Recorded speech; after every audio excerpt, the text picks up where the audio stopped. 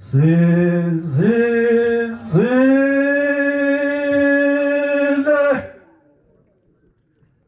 lezi zindaba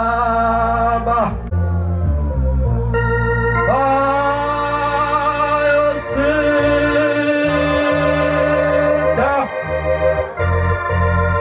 abaningi. Sizizwile lezi zindaba bayosinda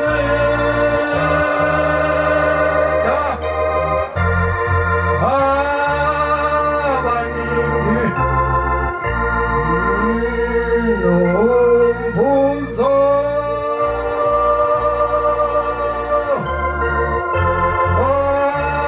wangelwa abakhuluma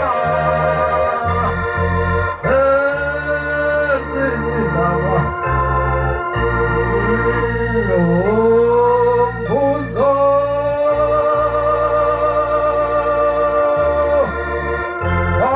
wamukelwa abakhuluma lezi zindaba.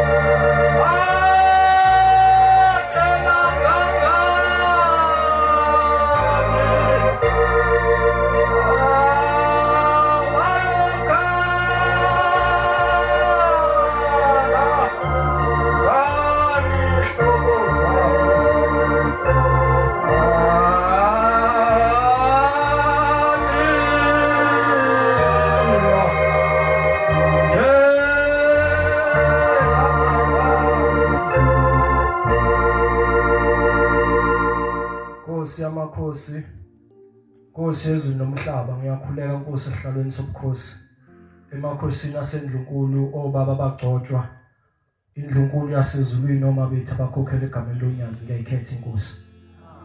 Umfana oguqile, ngizalwa kwaMfeka, ngingumzi wendoda, ekhaya kithi kaBhenge ezintabeni zaseNdwedwe. Amen.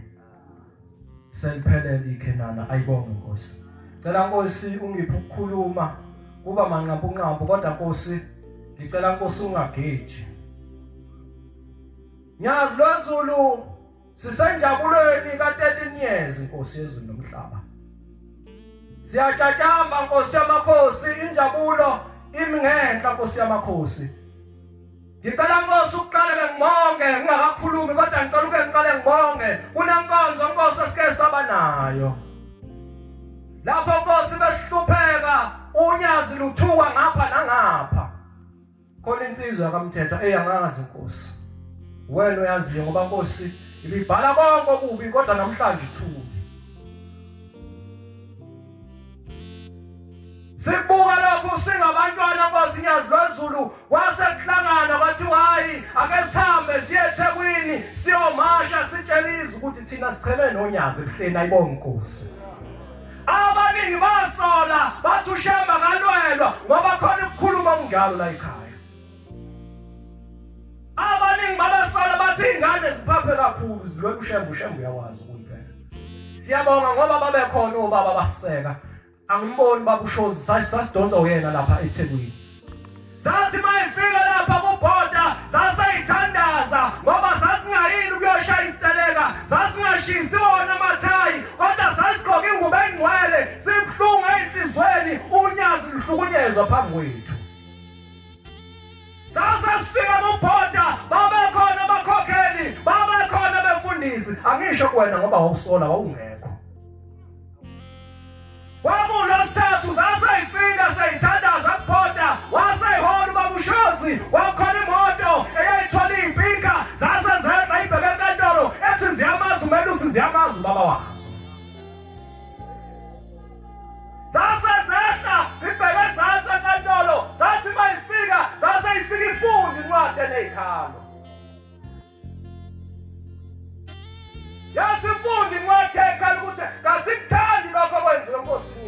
sasingathunyiwe unyazi kodwa kwakusenhlizweni zethu ngoba sikuthanda unyazi. Into mawuyithanda uyayilwela ngakho konke okusemandleni akho. Hayi ushemba kalwela. Ungambuka umuntu eqhukuluza ubaba wakho, emqhukuluza ukhona uthule. Sasa ifika kwasinyazi lwazulu, sawubona umehluko ngoba akusabhalwa kabi ngonyazi phephe nayibonga inkosi. Lekhulu zezwe sasiyibona kancane kancane ziyavela enkonzweni. Ziyabona ukuthi uNkulunkulu sekuhleni ayibonga inkosi.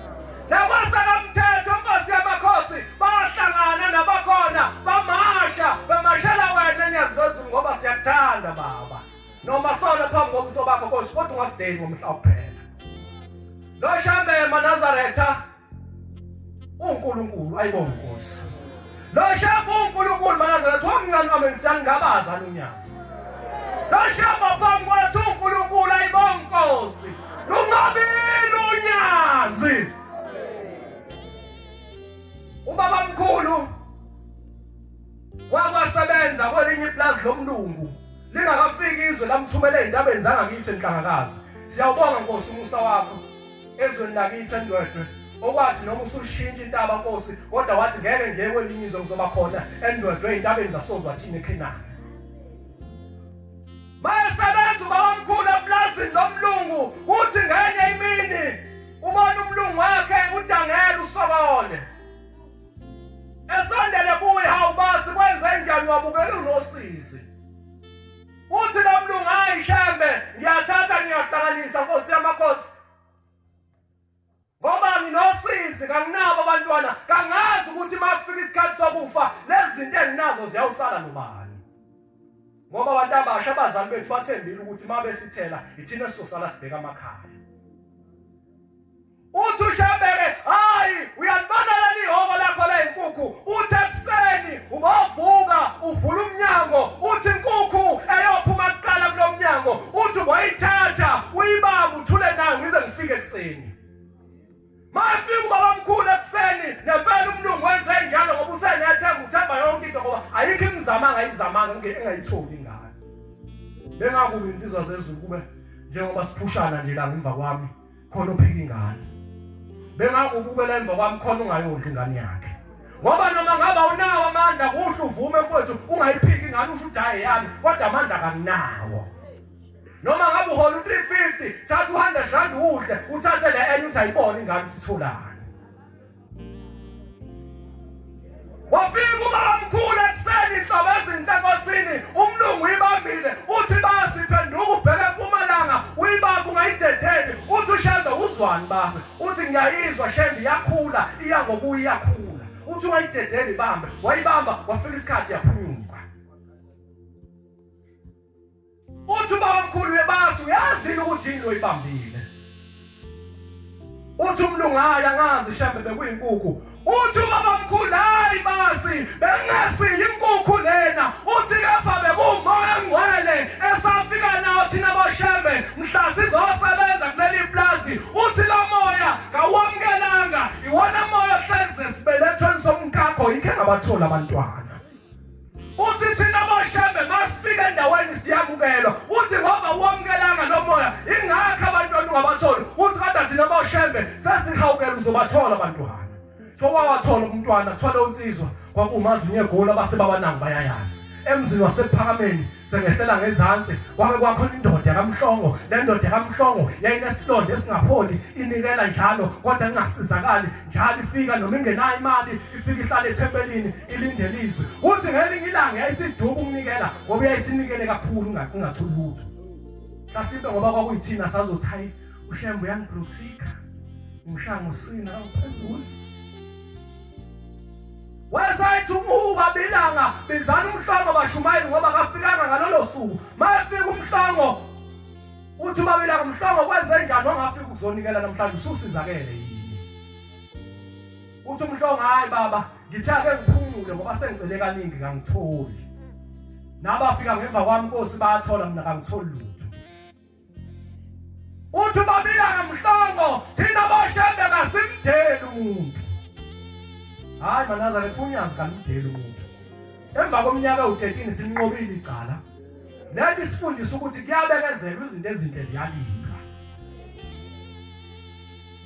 Uthi thina bashembe kasimdela umuntu indaba isekhaya mhlobo ngabugoduka ekhaya mawufika ekhaya wenze yonke imithandazo uzoyibona inkinga yakho ukuthi leliphi lapho elele khona wagoduka umhlongo wayitshela ukuthi mhlawumbe uzobamba umthakathayo ngoba into yokuqala thina manje ngaqhuzwa nganomkhuhlane ngicabanga abathakathi kanti indaba ikini mafika ekhaya umhlongo athandaze enze yonke into uthi ngelinye ilanga mayephuma kwathandaza emakhaya lekhona iguqezele zibe khona ngaphandle masiqeda ukuthandaza mase siyaphuma siyangehla komuzi siyothandaza kodwa isekho manje mayephuma kwathandaza umhlongo wafika endlini wathi uyalala wenza kukhona into engwangamisayo wathi ushembe namhlanje ngizombamba umthakatha wesayithatha umkhonto waphuma nomkhonto uthi mayephuma umhlongo ehlela ngezansi kwesibaya ufica ingane yakhe entombazane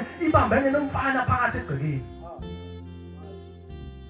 wesehlubuka umhlongo wabuyela endlini wafika walala ngakusasa kwabona ukusa wadikibala wabuyela emzini wasephakameni mayefika emzini wasephakameni wahlala ubaba ilanga uthi bashumayela imbizeleni umhlongo mayefika umhlongo uthi ubaba ilanga mhlongo wahamba kanjani ekhaya uthi baba hayi ngafike ngathandaza kodwa ngitholanga inkinga uthi ubaba ilanga umhlongo ngosuku oluthile ngesikhathi esithile uphume emthandazweni ka12 kwenzakalani wawusubuya umqondo kumhlongo uthi umhlongo hayi baba ngezwe kukhona into engwanqamisayo ngayitshela mhlawumbe umthakathi ngizombamba kodwa ngathi mangiphuma ngafica ingane yami ibambene nomfana egcekeni uthi babilanga hayi umhlongo thina bashembe kasimdeli umuntu uthi yona inkinga yakho lekubambile thina bashembe besisikhipha isibusiso sokuphilisa kodwa besisiqalisa ekhaya masifika ekhaya sifica ingane yakhe igila abanyala egcekeni Kasibe bantu abasha abazali bethu banenkinga engaka nje ithina zingaki kwathi ingane oyifaka kini ubaba wakho meneko zingaki ingane yakwethu ingane mhlawumbe usuyaziwa nasendaweni hayi uThabani unekhebhene rights mawufuna ungenisa nje uxhubana noThabani kodwa ubulela umuzwa mhlawumbe ngoba uyintathelelo usebenza kahle unothurume ekhaya bayaphuma bangena ungafunga ukuthi isehotela uyawubulala ngothumuzi kababa wakho Nkosi yamakhosi Saluthi intathelelo Nkosi langu nekhona Nkosi usenikuzwini